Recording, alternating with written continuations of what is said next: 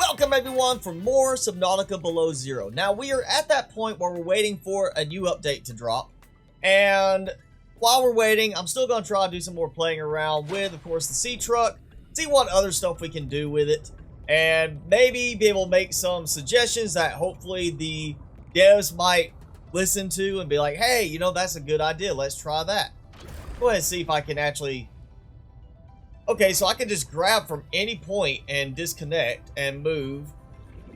Which is funny that there seems to be no actual propulsion stuff on these. The propulsion is right there, so that's what will be moving. This doesn't seem to have any way to move.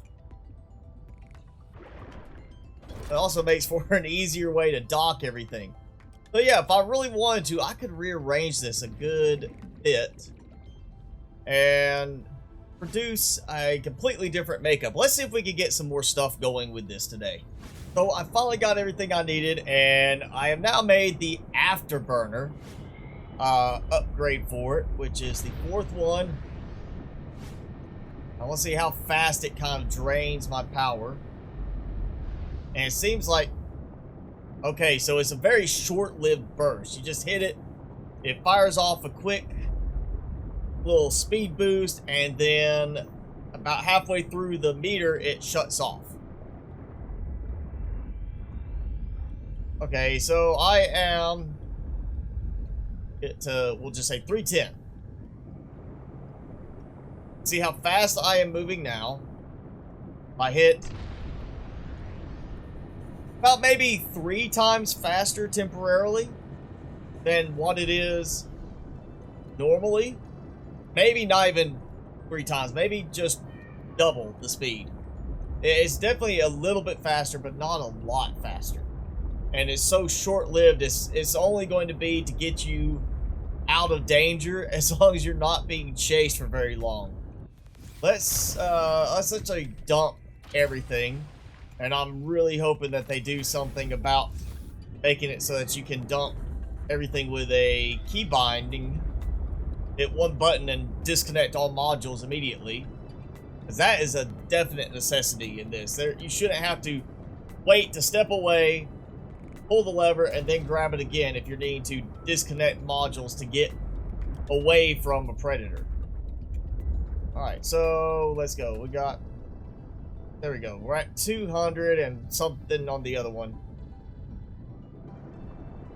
So this is about the same speed, just the sea truck by itself, as the afterburner with all of the other modules. Oh yeah, significant speed increase with just the sea truck. But still not great when you have all the modules. It really does lack a lot of functionality. As you add more modules, it just turns into a less and less usable element of the game. Okay, so I've got a, what was it, a brute shark, bully shark.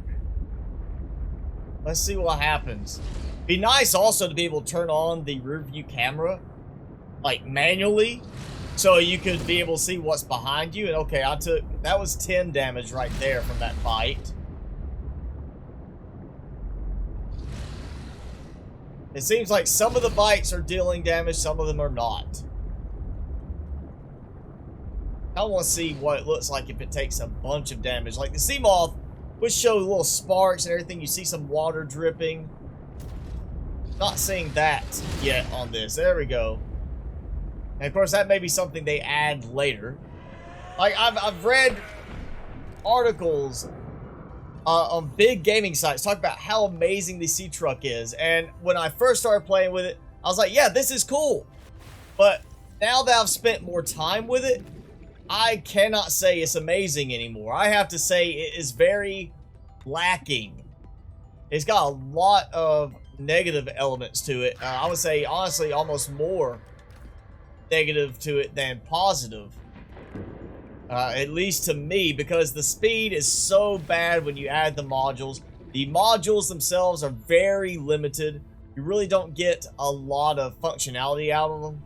It makes me worried that if they are using this as a replacement for the Cyclops, that this is going to make a big negative effect on the game for a lot of players with something like this being the best option you get compared to having the Cyclops in the original.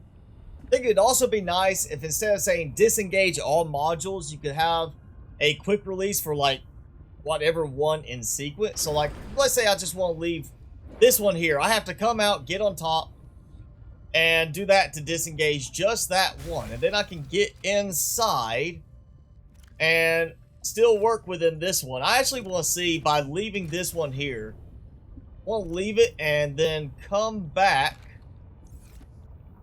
to see if it still collects anything. If it will sit there with no other module attached, showing like it still has power, but you have no interior lighting indicating power, and just see if it still works. See if it will collect things as they swim through the little vacuum fields, as they were, little tractor beams, which you can see are still going. So I've been going around gathering up fish on my own, leaving this to sit here and do its own thing. So I'm actually going to just make it easier for me instead of trying to back up into it and maneuver it that way. I want to go first check and see. Empty, empty. So no passive collection just sitting around. Which means, yeah, the only way this is going to work apparently is when you are driving through. And even then, it seems to be not the most accurate thing at the moment. It's also very noticeably quite slow. And it looked like the door was a little ajar on that module. I mean, that's definitely an interesting module. Definitely capable of helping you gather specimens as you're out and has more of a scientific element. But without the ability to, say, filter to only certain fish, or, you know, the ability to leave it and let it get passive collection, it's not going to be as usable as it could be. So this pit that I just stumbled across definitely looks like it's going to have something in here. I mean, it's just like a big hole, and it feels like there's going to be something put in here later. Just very plain sandy base, and then you've got this circular impression right here that it feels like there's gonna have to be something there. Just something sitting there. Maybe the future site of one of the, you know, Altera bases. I mean, that looks like a good fit for a multi-purpose room right there. Maybe we'll see something like that in this little spot. And I'm not that far away. It's not exactly the fastest thing to get around in when you have 3 modules on this thing. I have found a piece of indestructible table coral. I don't feel like I've already found one of these, but yeah, it's over here in the little vines area next to our buddies. And just here's a piece of table coral that will not chop. Chop, chop, come on.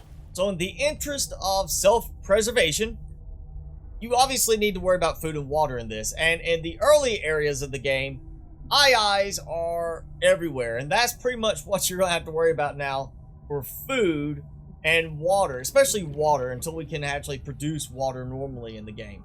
Now, in this area, there's no eyes. So instead, you're going to be using things like the gel sacks here, which gives you 5 food, 4 H2O. Obviously not the best option, because you really want to make sure you're saving some of these for regular production, at least now until we can actually grow them. But in a pinch, if you need it, make sure you hit up some gel sacks in this area and get yourself some H2O. So I'm back here in the glowing mushroom area, the jelly shroom type area that we've looked at previously. And of course I had to kind of jump back out because of oxygen. Let's take a look down in here. So yeah, it's the same setup. Basically we'll see something, you know, crab snake or crab snake like in this area eventually. It's probably just going to be crab snakes again. If I had to guess, at least some variation like Arctic crab snake, where we have Arctic peeper. And then we have these resources, which can't say if they are floating because of something that's going to be here designed to float, or they're floating because the terrain is supposed to be a little higher than it is, maybe. And I can at least get jelly shroom pieces, the jelly shroom spores, which really does nothing for me right now. I cannot farm in any way at the moment in the game. So I'm right along the edge of that biome And the wall that is kind of the border for everything right now, where we have just the straight wall that comes up to a completely flat area, and that basically is the edge of the map right now. And coming along here, you can see we have this very, very sharp edge, and another very sharp edge over there. And as I get a little bit further along here, we're going to see the next very sharp edge. And basically, this is like a square cut out from the wall section over here. So either they are just waiting to put some new terrain texturing here. This is going to be some kind of extension from a different biome, or just an enclosure of a new biome. Or there could be some very massive structure right there going in. And you can see a little bit more. Actually, let's use the glitch right there. You can see with the rear view camera, since it doesn't get affected by the fog effect, that this is just a big square hole in the ground. So yeah, there's definitely going to be something there. Whether it's a biome or some massive structure, we'll have to wait and see. I'm hoping it's going to end up being some massive precursor structure. So I'm standing on top of the sea truck setup because I'm here at the edge of not the main mountain. That's over there. That's the one where we go up to the launch pad. This is a side mountain, and you can see I do have a spot where I can walk up a little bit. You know, a little bit of a slope. But it's when I go into the water here, suddenly that just completely disappears. It's just that flat cut surface we're seeing in multiple other places where obviously the terrain's going to be changed. Something's going to go there. We're going to have the same thing here. We have this very sharp little cut right there too. So another place we definitely know something is going to be, or they just have to do some more work with the terrain. It may just be they haven't finished all the terrain customizing for this little area. Since they changed it where you really can't jump out of the water as easily as you used to in the original with the Sea Glide, I have parked right next to this because I want to see, just for the fact of saying I did climb this, you know, nondescript, in a way, mountain, and see at least how far up I can go on it before it stops letting me climb upwards. And oh good, I'm ignoring the very steep incline. Apparently my character in this game is a bit more athletic than the one in the original.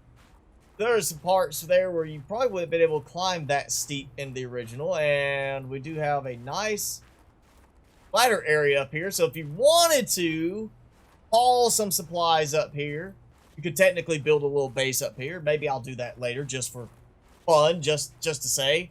I'm kind of afraid to build too much anywhere that's not very textured right now because I know what will happen. They'll release an update that will overwrite the area and it'll mess up my base, or my base will mess up something there instead and just be a bad idea.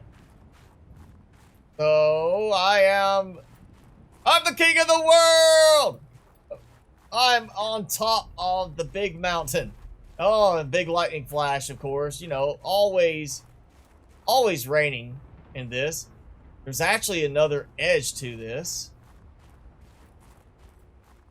I really want to keep looking and see maybe there's something of merit around this area. So I saved at the top of the mountain just in case, because, you know, I know what my luck would be like. I'd get all the way down here, find out there's nothing, and I won't be able to get back up. It'd be like, oh yeah, you're stuck, and just lose a bunch of work. So, we have an actual physical edge to the map here. Like with the void where it just dropped off, and I do not see water down there. Actually, no, I do kind of see water. Just barely. Let's go along a little bit further before I jump. And it kind of looks like maybe a mountain range in the distance there too, but I can't say for sure. It's like almost like there was an earthquake and it split perfectly down the middle and that side drifted. Well, I'm almost back to where the sea truck is, and I'm still just going along. You see that? You can actually see it a little bit better now. There's that curve right there, and yeah, it's just like something split it right down the middle. Like, if this is an iceberg, you know, all right, yeah, the iceberg piece of the Arctic shelf, whatever, broke off. But that looks more like stone dirt type material rather than ice.